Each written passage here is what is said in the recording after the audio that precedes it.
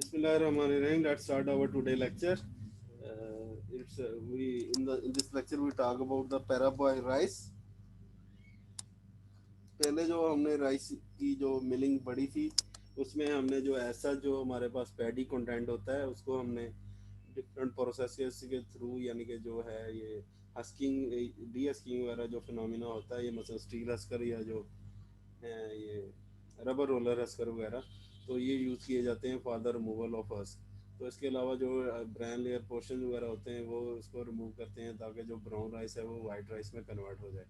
तो ये एक पैराबॉय राइस है तो इसमें यानी कि जो ट्रीटमेंट है वो यानी कि ये दिया जाता है कि जो हस्क कंटेनिंग यानी जो हस्क वाले जो राइस होते हैं यानी कि स्टार्ट में जो हमारे पास पैडी होता है उसको हम जो है हीटिंग करते हैं उसकी कुकिंग करते हैं प्री कुक। तो ये उसके रिलेटेड है इसमें यानी उसके डिफरेंट जो कॉन्स्टिट्यूएंट्स हैं वो चेंज हो जाते हैं या उसकी न्यूट्रिशनल वैल्यू जो है वो इंक्रीज़ कर जाती है। और इसके अलावा जो है ये डिफरेंट जो है ये फ़ायदे भी हैं नुकसान भी हैं न्यूट्रिशनल कंटेंट जो है वो इंक्रीज़ कर जाता है। तो ये सारी चीज़ें जो हैं जो आज के लेक्चर में हम कवर करेंगे। तो let's start our lecture. Parboiled rice. Parboiled rice also called as converted rice. तो इसको कन्वर्टेड राइस भी कहते हैं पैराबॉइल्ड राइस को। It is partially precooked in its inedible husk before using process for eating. तो जो यानी इनएडिबल husk है यानी कि वो कंटेनिंग यानी कि जो राइस है हमारे पास उसे पैडी जिसे कहते हैं तो इसे पार्शली प्री कुक किया जाता है बिफोर प्रोसेस फॉर ईटिंग। तो यानी कि प्री कुक करने के बाद जो है इसकी फर्दर प्रोसेसिंग की जाती है for the cooking purposes. In some Asian and African countries, people have been paraboling rice since ancient times, as it makes the husk easier to remove by hand. तो जो है ये कदीम ज़माने में से जो है ये डिफरेंट एशियंस और अफ्रीकन कंट्रीज़ में जो राइस है इसकी पैरा बॉइलिंग की जाती थी।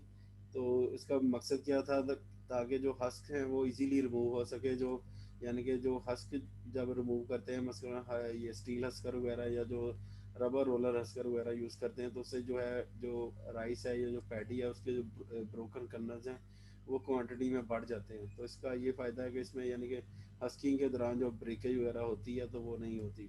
Total yield after milling increase by 3 to 4% when compare to the regular rice as the breakage reduce.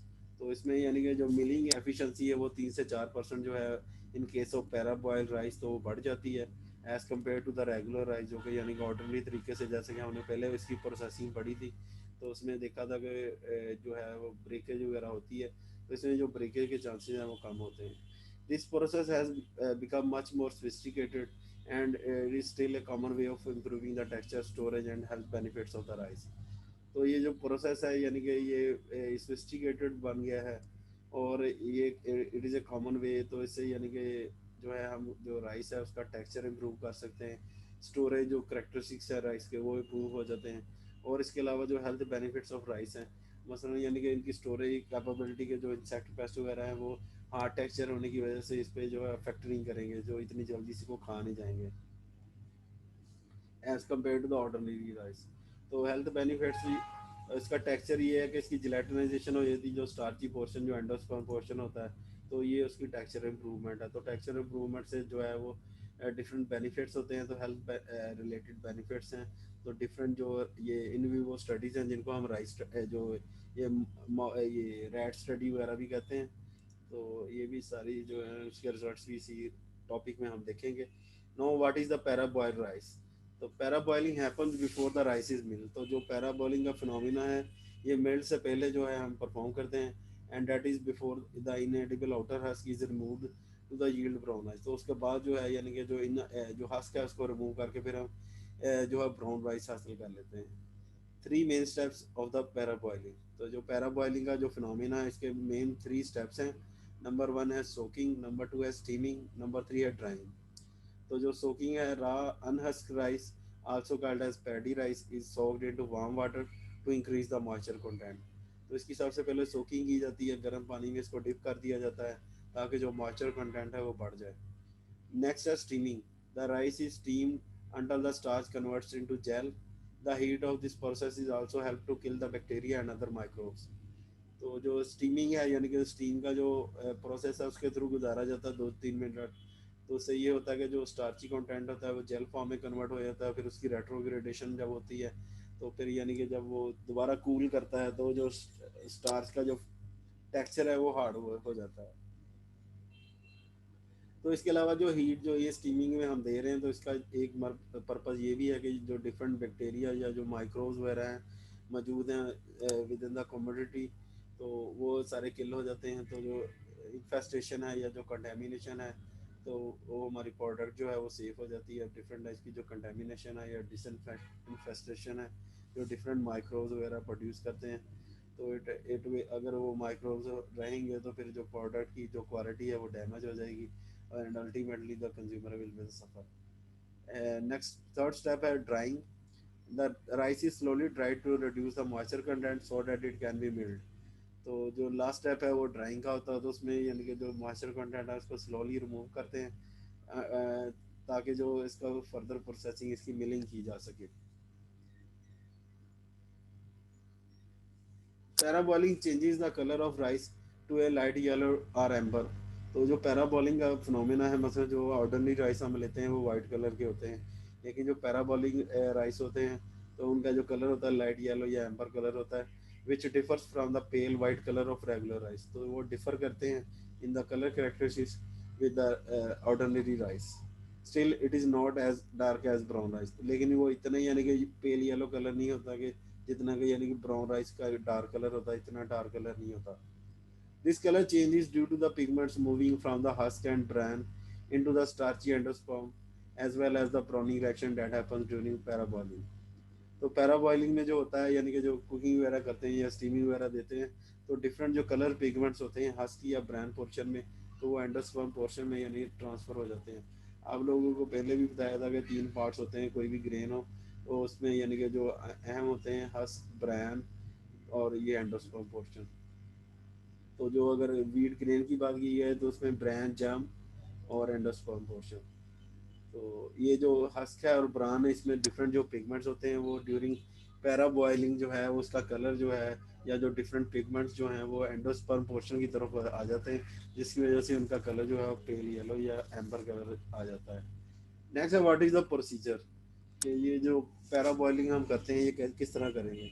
Take the desire amount of paddy, कि जितने भी यानी चावल है जिनको हमने पैरा बॉयल करना है वो उसकी अमाउंट ले लेनी है, कितनी 1 kg, 2 kg, 3 kg, जितनी भी हमने करना है। क्लीन इट, तो डिफरेंट जो इम्प्योरिटीज हैं मतलब सीड डस्ट डर्ट वगैरह या अदर वीड्स ऑफ ग्रेन, तो इन सबको जो ये इसके अलावा मट्टी वगैरह या स्टोन वगैरह अगर हैं तो उनको प्रॉपरली रिमूव करना है एंड वेट इट। तो फिर उसका प्रॉपर वेट करना है कि कितना वेट हमने लिया है। Then wash the sample properly, तो जो है इसकी वॉशिंग करनी है ताकि जो डिफरेंट अगर डस्ट डर्ट पार्टिकल्स वगैरह फाइन किस्म के जो हैं वो रह गए हैं तो वो भी रिमूव हो जाए। Then soak the sample in the water for 3 hours at 80 degrees Celsius till the moisture content reach to 35 to 40%। तो जब इसकी सोकिंग करनी है गर्म पानी में तो 80 डिग्री जो है 80 डिग्री सेल्सियस जो है इसका वाटर का टेम्परेचर होना चाहिए, और 3 घंटे के लिए हमने जो चावल है इसको भिगो देना है इसमें, ताकि इसका जो मॉइस्चर कंटेंट है वो बढ़ जाए और 35 से 40% तक इसका मॉइस्चर कंटेंट चला जाए। Then drain the excess water, तो जो एक्सेस वाटर है उसको फिर हमने निकाल देना है 3 घंटे के बाद। After soaking steam the sample in the pressure cooker for the 2 to 3 minutes. तो एक प्रेशर कुकर जिसमें यानी कि ये सैंपल डाल के तो इसको 2 से 3 मिनट जो है स्टीम लेनी है। ये फिर स्टेप सेकंड स्टेप कंप्लीट हो गया steaming. And next third step है sample is then place in hot air oven at 60 degree Celsius for 24 hours. तो जो थर्ड स्टेप है जिसमें यानी हमें ड्राइंग करनी है तो इसे हॉट एयर ओवन में रख देना है 60 डिग्री सेल्सियस पे, तो 24 घंटे तक इसकी ड्राइंग करनी है। उसके बाद फिर इसको मेल्ट वगैरह करना है, जो भी यानी कि पोर्शन जो निकल जाएगा फिर ब्राउन राइस रह जाएगा, और ब्राउन राइस की फिर फर्दर ये पॉलिशिंग वगैरह कर देनी है ताकि जो ब्राउन लेयर्स हैं वो रिमूव हो जाएं और जो वाइट कलर के कर्नल्स हैं वो हमें मिल जाए। तो डिफरेंट जो पैरामीटर्स हैं जो हैं वो पैरा बॉइलिंग जो पैरा बॉइल्ड राइस हैं उसके चेंज होते हैं ड्यूरिंग द पैरा बॉइलिंग। तो वो क्या क्या चीज़ें हैं। फर्स्ट है nutritional profile. During parboiling some water soluble nutrients move from the bran of the rice kernel into the starchy endosperm, जैसे कि यानी कलर पिगमेंट्स थे जो कि एंडोस्पर्म पोर्शन जो ये ये थे ब्रैन पोर्शन और जो ये दूसरा था हस्क पोर्शन, वहां से पिगमेंट जो है वो स्टार्ची पोर्शन में कन्वर्ट हो गए।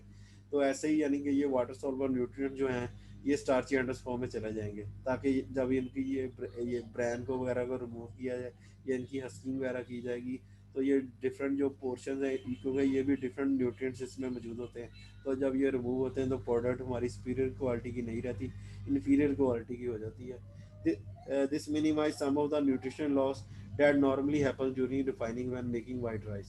तो जब इसकी ये ब्राउन राइस की हम वाइटनिंग करते हैं तो ये डिफरेंट जो न्यूट्रिएंट्स हैं ये लॉस कर जाते हैं। तो जबकि जो पैरा बॉइलिंग के प्रोसेस में ये डिफरेंट जो न्यूट्रिएंट्स हैं ये एंडोस्पर्म पोर्शन में चले जाएंगे और इनका जो लॉस है वो नहीं होगा।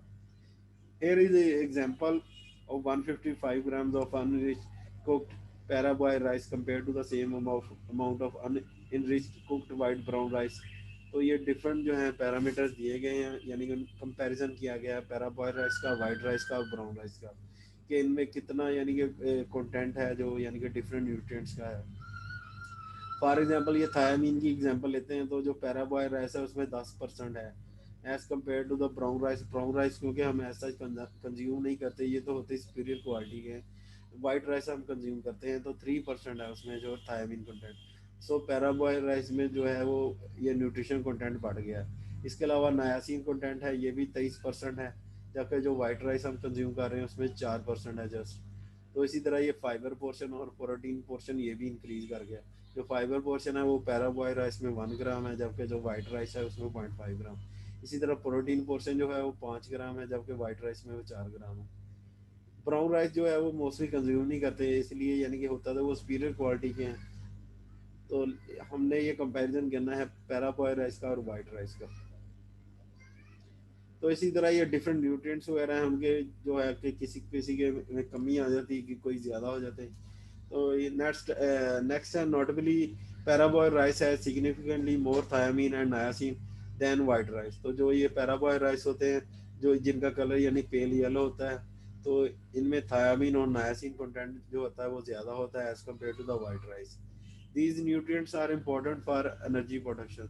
तो ये डिफरेंट जो न्यूट्रिएंट्स हैं लाइक थायामीन, नायासिन है, या जो प्रोटीन कंटेंट है, या जो फाइबर की बात की है, तो कुछ एनर्जी देते हैं, कुछ वैसे यानी कि हेल्पफुल है in the different mechanism in our body. Future furthermore parboiled rice is higher in fibre and protein content. तो जो पैराबॉइल्ड राइस होते हैं इसमें फाइबर और प्रोटीन कंटेंट ज़्यादा होता है। On the other hand some minerals including magnesium and zinc are slightly lower in parboiled rice. तो यानी कि मैंने कहा था कुछ जो पैरामीटर्स न्यूट्रिएंट्स हैं वो बढ़ गए हैं, कुछ जो हैं वो कम हैं। तो ये जिंक और जो ये मैग्नीशियम वगैरह हैं ये वाइट राइस में ज़्यादा है as compare to the parboiled rice, compare to the regular white and brown rice. तो अगर ब्राउन राइस के साथ कंपैरिजन किया जाए, जब वाइट राइस के साथ कंपैरिजन किया जाए, जो पैराबॉइल्ड राइस है उसमें मैग्नीशियम और जिंक जो है वो कम है। That said these values can be differ based on the variable in the parboiling process. तो ये जो वैल्यूज हैं ये डिफर भी कर सकती हैं कि पैराबॉइलिंग प्रोसेस जो है वो किस तरह की वैरायटी के लिए किया गया है, और कितना ट्रीटमेंट दिया गया है, कितना एक्यूरेसी को फॉलो किया गया है, कितना प्रिसाइज मेथड जो है वो फॉलो किया गया है। Both parboiled and white rice are sometimes enriched with iron, thiamine, niacin, folate, which reduce some of these nutrient differences when compared to the brown rice। तो जो ब्राउन राइस है वो ऑलरेडी यानी कि उसमें न्यूट्रिएंट कंटेंट्स बहुत ज़्यादा होते हैं। तो इनका कंपैरिजन करने के लिए समटाइम जो है पैराबॉइल्ड राइस और वाइट राइस जो है इनकी हम इनरिचमेंट कर देते हैं, डिफरेंट जो न्यूट्रिएंट्स हैं वो हम ऐड कर देते हैं, ताकि ताकि जो डिफरेंट न्यूट्रिशनल कंटेंट है वो बैलेंस हो सके और कोई डिजीज वगैरह अगेंस्ट यानी कि अगर उनकी कमी से, न्यूट्रिएंट्स की कमी से कोई डिजीज ना create. Still brown rice is the best source of the nutrients overall. तो अगर हम ओवरऑल बात की जाए तो यानी कि डिफरेंट न्यूट्रिएंट्स लेवल के लिहाज से जो है जो ये ब्राउन राइस है वो बेस्ट है, यानी कि 23%, 25, 11, 3.5। तो सब पैरामीटर्स की अगर देखा जाए तो तकरीबन इसमें ज़्यादा है as compare to other one. Next है potential benefits of parboiled rice. तो यानी कि ये पैराबॉइल्ड राइस ही इनके बेनिफिट्स क्या हैं। Parboiled is common partly due to its beneficial effects on the cooking and storage quality of rice. Studies also suggest that it may have health benefits beyond the increase in the nutritional value। तो जो para boiling है ये party duty से beneficial effect on the cooking and storage. तो cooking या storage पे इसका effect होता है, मतलब जो डिफरेंट इंसेक्ट पेस्ट वगैरह हैं वो इसकी जो है ये इसको इन्फेस्टेड नहीं करते इतने easily as compare to the ordinary rice. तो ये एक इसका बेनिफिट है, यानी कि जो डिफरेंट इंसेक्ट पेस्ट हैं वो रेजिस्टेंट हो जाते हैं। और इसके अलावा जो ये हेल्थ बेनिफिट्स हैं, यानी कि डिफरेंट फिजियोलॉजिकल हेल्थ बेनिफिट्स हैं इसके, कि फॉर एग्जांपल ये जो पैराबॉइल्ड राइस हैं, इसकी फर्मेंटेशन हो जाती है जब इंटेस्टाइन में जाते हैं। ये जो स्मॉल इंटेस्टाइन है इसमें जो है हेल्थ बूस्टिंग जो है माइक्रो ऑर्गेनिज्म होते हैं जिनको हम प्रोबायोटिक्स कहते हैं। तो ये डिफरेंट फंक्शंस परफॉर्म करते हैं और जो हमारा माइक्रो फ्लोरा है उसको हेल्थी रखते हैं। अगर क्योंकि माइक्रोफ्लोरा में डिस्टर्बेंस होगी तो फिर डिफरेंट जो है सिम्टम्स या डिजीजेज होंगी। तो इसलिए ये इस जो ये स्टार्ची पोर्शन है ये प्रीबायोटिक्स कंटेंट में कन्वर्ट हो जाता है, जो कि यानी कि ये प्रोबायोटिक्स जो है जिनकी खुराक है, यानी प्रीबायोटिक जो डाइट होती है जो प्रोबायोटिक्स लेते हैं वो उसी को कहते हैं प्रीबायोटिक्स। जो डाइट यानी कि प्रीबायोटिक्स प्रोबायोटिक्स लेते हैं उनको हम प्रीबायोटिक्स कहते हैं। और जो ऑर्गेनिज्म है microorganism in our GI tract तो उसको हम कहते हैं प्रोबायोटिक्स। तो ये डिफरेंट हेल्थ बेनिफिट्स हैं। तो ये माइट बी रिड्यूस द, क्योंकि ये इतनी जल्दी एब्जॉर्ब नहीं होते, क्योंकि इनका जो जेलेटनाइजेशन हो जाती है तो फिर जब रेट्रोग्रेडेशन होती है तो फिर उससे ये होता है कि जो टेक्सचर होता है वो फर्म बन जाता है। तो ये डिफरेंट चीज़ें जो हैं इसमें कवर करते हैं। improved cooking and storage qualities. Paraboiling reduce the stickiness of the rice, so it yield fluffy and separate kernels once cooked. तो यानी कि जो पैरा बॉइलिंग है वो जो राइस की स्टिकीनेस है या उसकी जो फ्लफी यील्ड है उसको कम कर देती है और जो कर्नल है उसको सेपरेट रखती है once cooked. This is specially desirable if you need to keep the rice warm for a while. तो ये स्पेशली इसलिए भी ज़रूरी है कि जो चावल है अगर आप उसको पकाया है तो उसको आप वार्म रखना चाहते हैं वाइल बिफोर सर्विंग, यानी कि सर्विंग से पहले। Or if you plan to reheat, या उसको आप रीहीट करना चाहते हैं या फ्रीज करना चाहते हैं लेफ्ट ओवर राइस, तो उसे कुछ देर यानी फ्रीज करना चाहते हैं। And want to avoid clumping, तो यानी चावलों के जो क्लम्प्स बन जाते हैं तो वो इसमें क्लम्पिंग नहीं होती। तो ये इम्प्रूव्ड कुकिंग है और स्टोरेज क्वालिटीज है। तो डिफरेंट यानी कि मतलब फ्रीजिंग कर लेंगे तो दोबारा उसको रीहीट करेंगे तो वो क्लम्प्स नहीं बनेंगे इसमें चावलों में। Additionally, paraboiling activates the enzymes that break down the fat in the rice. This helps prevent rancidity and off flavor, increasing the shelf life. तो डिफरेंट जो एंजाइम्स मौजूद होते हैं चावलों में, तो वो फैट जो चावलों में मौजूद होती है उनको डिस्ट्रॉय नहीं होने देते, यानी एंजाइम जो हैं वो इनएक्टिवेट हो जाते हैं due to this heat treatment. तो this helps to prevent the rancidity. तो इससे रेंसिडिटी वगैरह नहीं होती जो ब्रेक डाउन हो जाती है फैटी कंपाउंड्स की into glycerol and fatty acids, तो वो नहीं होती। और डिफरेंट जो ये अल्डिहाइड या कीटोनिक और फ्लेवर्स कंपाउंड्स प्रोड्यूस हो जाते हैं तो वो नहीं होती। उससे ये होता है जो हमारी प्रोडक्ट है उसकी शेल्फ लाइफ जो है वो इंक्रीज कर जाएगी। नेक्स्ट है transfer of plant compounds when whole grain brown rice is milled. तो जब यानी कि ये ब्राउन राइस जो है जिसकी हम मिलिंग करते हैं, when whole grain brown rice is milled to make white rice, the bran layer and oily germ are removed। तो ये जो जब इसकी ये वाइटनिंग करते हैं ब्राउन राइस की वाइट राइस में कन्वर्ट करने के लिए, तो इसमें ये होता है कि जो ब्रान लेयर होता है ये जो आयरिच जर्म्स होती हैं ये रिमूव हो जाती हैं।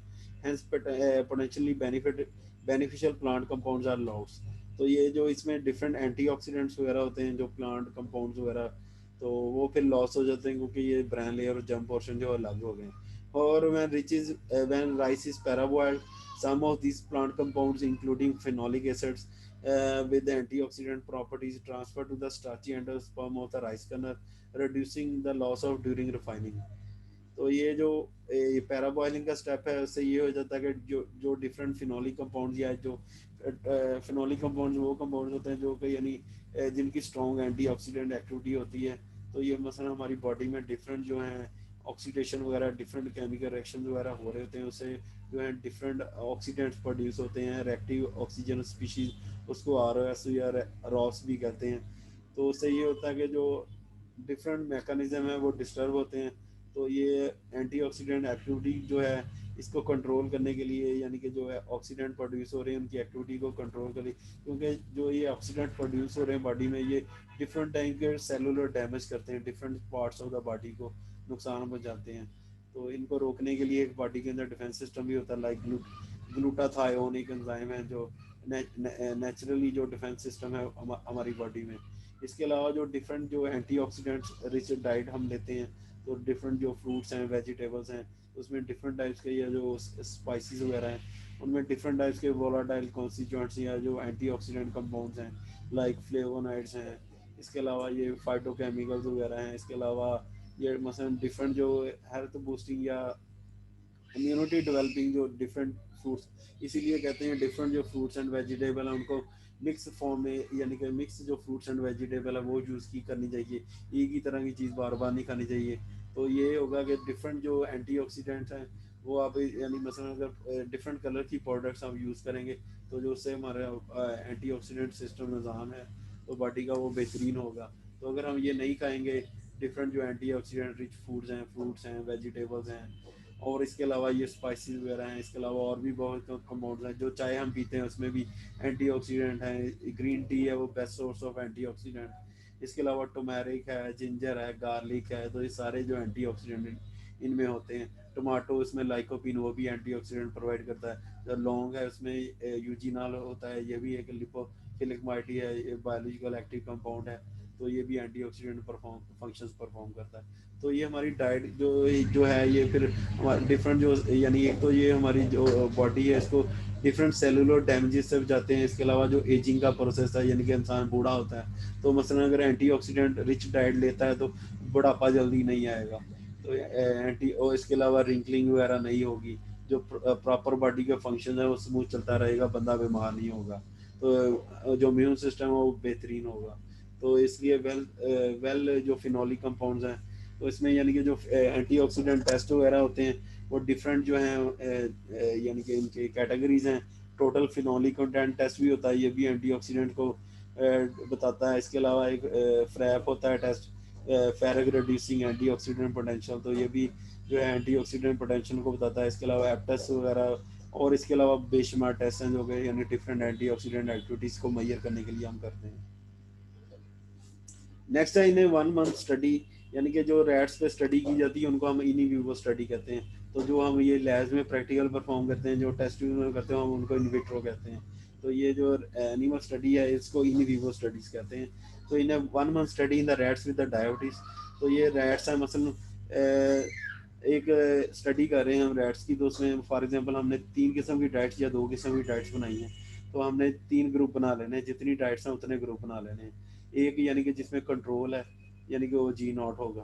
फिर दूसरी डाइट वाली यानी कि वो नॉर्मल डाइट लेगा। जो सेकंड है जिसमें यानी कि हमने चेंजिंग की है या जो स्पेशल पैरामीटर यूज़ किया तो वो G1 है, वो एक G2 है। 3 ग्रुप बन गए, 3 ग्रुप के लिए 3 किस्म की डाइट्स हैं। तो फिर वो उसमें यानी कि सबसे पहले ये डायबिटिक रैट्स हैं, तो इसमें डायबिटीज़ जो है वो सबसे पहले इंड्यूस की जाती है। मसलन हाई रिच जो है ये शुगर कंटेंट वाली डाइट्स जो हैं उनको दी जाती हैं, ताकि इनका जो ग्लाइसीमिक इंडेक्स है, जो इनमें जो ग्लूकोज की परसेंटेज है जो या शुगर का जो लेवल है वो हाई हो जाए।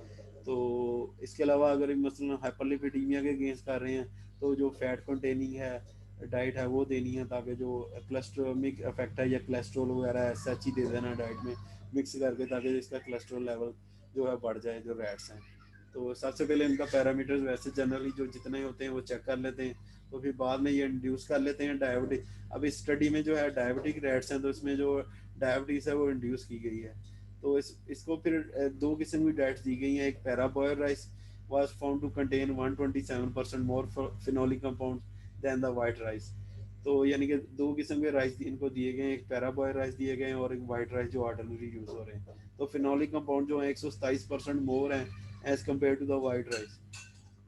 What's more, eating parabolic rice protects the rat's kidney against damage from unstable free radicals where white rice did not। तो एक यानी कि एक और पार्ट है उसमें, यानी कि ये भी कहा गया है कि मसलन जो डिफरेंट सेलुलर डैमेज होते हैं, डिफरेंट जो बॉडी यानी कि बॉडी पार्ट्स होते हैं उनके फंक्शन जो है वो मुतासर होते हैं। फॉर एग्जांपल अगर लीवर की जो है वो सेलुलर ये डैमेज हुई है, जो लेयर है सेलुलर डैमेज हुआ लेयर, तो इसमें जो है इसको कहते हैं हेपेटिक इंजरी। हेपेटिक यानी लीवर को कहते हैं। तो हेपेटिक इंजरी में ये होता है कि जो लीवर में जो डिफरेंट इंजाइम मौजूद होते हैं लाइक ALT AST ALP वगैरह इस तरह यानी डिफरेंट इंजाइम्स होते हैं, तो उनकी कंसनट्रेशन जो है वो लीक डाउन करके जो ब्लड में आ जाते हैं लीवर से।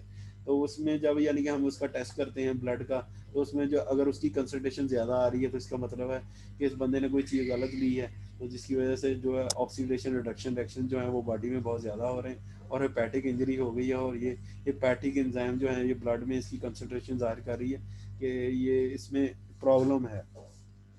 और इसी तरह ये किडनी अगेंस्ट डैमेज लिखा हुआ है, तो किडनी कुछ यानी फंक्शन जो है वो मसलन किडनी जो है इसका फंक्शन है जो है मसलन डिफरेंट जो कंटेंट्स होते हैं उनको रिफाइन करना, फिल्ट्रेशन करना। तो अगर यानी कि मसलन क्रिएटिनिन और यूरिया दो कंपाउंड्स होते हैं, अगर क्रिएटिनिन और यूरिया की कंसंट्रेशन ब्लड में ज़्यादा होगी तो इसका मतलब है कि जो जिस पे हमने एक्सपेरिमेंट किया है उसमें रैट्स हैं या चाहे जो ह्यूमन है, तो यानी कि अगर उसमें क्रिएटिनिन और यूरिया की कंसंट्रेशन ब्लड में ज़्यादा आ रही है या यूरिन के थ्रू जो उनकी कंसंट्रेशन है वो ज़्यादा आ रही है, तो इसका मतलब ये है कि जो किडनी है वो प्रॉपरली फंक्शन नहीं कर रही। तो क्यों नहीं फंक्शन कर रही? अनस्टेबल फ्री रेडिकल जो है वो डैमेज कर रहे हैं उसे, whereas white rice didn't.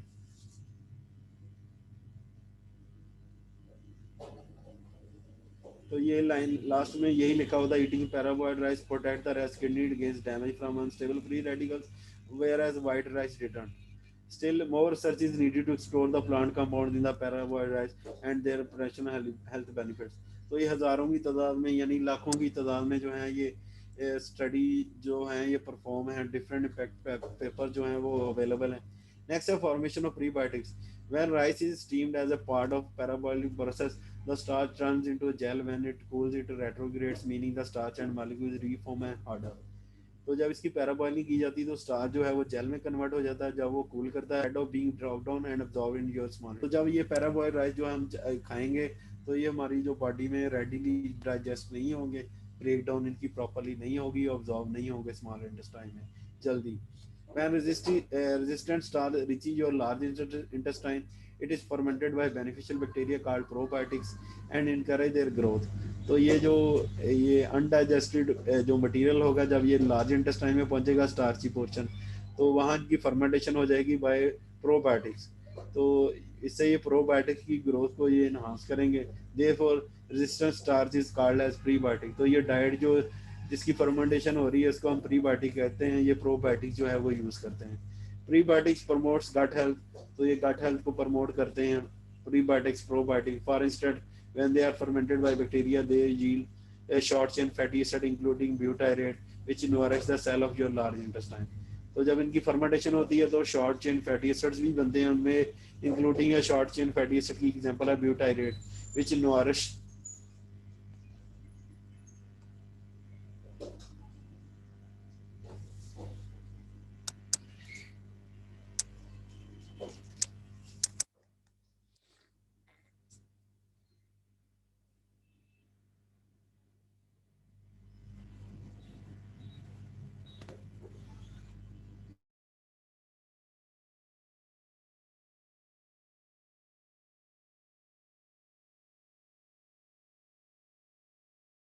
Sorry net problem था तो इसकी वजह से डिस्कनेक्ट हो गया।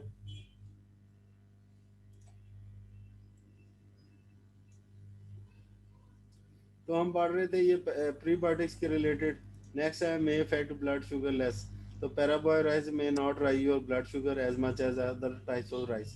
तो जो राइस है यानी कि स्टार्ची पोर्शन होता है, आप लोगों को पता है ये डिफरेंट ये पॉलीसेकेराइड से मिलके जो राइस बन रहे होते हैं स्टार्ची पोर्शन, तो ये रेडीली एब्जॉर्ब होते हैं। जो नॉर्मली हम जो चावल खाते हैं वो मैदे में से जो है वो डाइजेशन उनकी स्टार्ट हो जाती है स्टोमक से।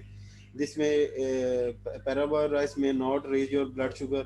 तो ये जो पैराबॉय राइस जो हम यूज़ करेंगे तो ये ब्लड शुगर को बढ़ाएंगे नहीं। और इसके अलावा जो है ये डिफरेंट टाइप्स के जो जिसमें ये due to its resistance starch and slightly high protein content. When people, तो डायबिटीज होती है वो दो किस्म की होती है, एक टाइप 1 डायबिटीज होती है, एक टाइप 2 डायबिटीज होती है। टाइप 1 डायबिटीज जो होती है उसकी कंसनट्रेशन जो होती है वो 10 से 15% जो लोग हैं वर्ल्ड वाइड जो अगर बात की जाए तो 10 से 15% जो लोग हैं वो टाइप 1 डायबिटीज़ में मुब्तला होते हैं। तो इसमें ये होता है कि बॉडी कम्प्लीटली जो इसकी एबिलिटी है वो डिस्ट्रॉय हो जाती है टू प्रोड्यूस इंसुलिन। दो तरह के हार्मोन होते हैं, अगर हमारी बॉडी में जो है जो ये ग्लूकोज पोर्शन जो है वो ज़्यादा है तो जो हार्मोन रिलीज होगा उसको इंसुलिन कहते हैं। तो अगर यानी कि हम फास्टिंग की कंडीशन में है तो जो ये हार्मोन जो हमारी बॉडी में सिक्रीट आउट होगा उसे हम ग्लूकागोन कहते हैं। तो टाइप 1 डायबिटीज़ में जो है इंसुलिन जो प्रोडक्शन एबिलिटी है वो कम्प्लीटली डिस्ट्रॉय हो जाती है। जो पैंक्रियाज, बीटा पैंक्रियाज जो होते हैं वो प्रोड्यूस करते हैं इंसुलिन को। तो ये 10 से 15% जो होते हैं लोग, तो ये जो लोग होते हैं इस सारी ज़िंदगी जो है ये मेडिकेशंस पे रहते हैं, जो ऑरल मेडिकेशन, जो टैबलेट्स वगैरह या जो इंजेक्शन वगैरह जो इंसुलिन के लगाते हैं। तो इसके अलावा ये है कि ये इसमें यानी कि एज लिमिट नहीं है। तो एज लिमिट ये है कि मतलब 15 साल के बच्चे को भी हो सकती है, 18 साल के बच्चे को भी हो सकती है। तो ये टाइप 1 डायबिटीज़ है। टाइप 2 डायबिटीज़ जो होती है इसको जुवेनाइल भी कहते हैं। और इसमें जो पेशेंट की कंसंट्रेशन होती है वो 80 से 85% होती है। और इसमें यानी कि दो तरह की यानी कि चांसेस होती हैं जिसकी वजह से टाइप 2 डायबिटीज़ होती है। एक तो यानी कि अगर इंसुलिन प्रोड्यूस हो रही है तो वो इतनी तादाद में नहीं हो रही कि वो प्रॉपरली कंज्यूम हो सके, यानी कि ग्लूकोज लेवल बहुत ज़्यादा है। और या अगर वो प्रोड्यूस हो रही है तो वो उसको मिनिमाइज उसका अफेक्ट नहीं कर सकती ग्लूकोज लगा। तो इसमें जो पेशेंट की कंसल्टेशन है वो 80 से 85% होती है। तो इसमें जो पेशेंट्स हैं वो उनकी एज जब 40 या 40+ होती है तो तब ये इंडक्शन होती है इस तरह की डिजीज़ का, टाइप 2 डायबिटीज़ का। तो टाइप 2 डायबिटीज़ जो है इसमें भी ये मेडिकेशन वगैरह जो है ये इसके अलावा जो है डाइट प्लान जो है वो चेंज किया जा सकता है। और इसके अलावा जो हेरिडिटरी डायबिटीज़ होती हैं वो अलग से, यानी कि जो जेनेटिकली जो है वो डिफरेंट जो बच्चे हैं उनमें ट्रांसफ़र होता है फ्रॉम पेरेंट्स। तो इसमें यानी कि ये शुगर लेवल के रिलेटेड बताया गया है। तो टाइप 2 डायबिटीज़ जो है एक, यानी कि when people with type 2 diabetes of cook parboiled rice after fasting और the increase blood sugar was 35% less than the when they are same amount of regular. तो 185 ग्राम जो है पैराबॉय राइस है और रेगुलर राइस है, वो अगर लोग खाएंगे तो उनमें ये है कि 35% जो है ब्लड शुगर लेवल जो है ऑर्डिनरी राइस जो है उनमें बढ़ जाएगा, जबकि जो पैराबॉय राइस है उसमें जो है शुगर लेवल 35% कम होगा। In the same study no significant difference in blood sugar impact was observed between regular white and brown rice, even the latter is a more nutrition choice. तो जो अगर इसका कंपैरिजन किया जाए वाइट राइस और brown rice का, तो इनमें कोई डिफरेंस नहीं है। ब्लड शुगर इम्पैक्ट का सेम ही, यानी कि जितना वो इंक्रीज कर रहे हैं उतना ही ये ब्राउन राइस इंक्रीज करेगा। हालांकि जो ये ब्राउन राइस है यानी कि latter is more nutritious choice.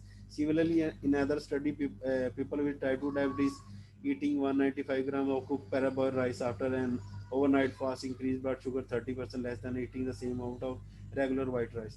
तो 195 ग्राम जो है पैराबॉयल राइस और वाइट राइस दोनों को है डिफरेंट पीपल्स को दिए गए हैं। तो जो ब्लड शुगर लेवल है 30% कम पड़ा है in case of parboiled rice as compared to the white rice.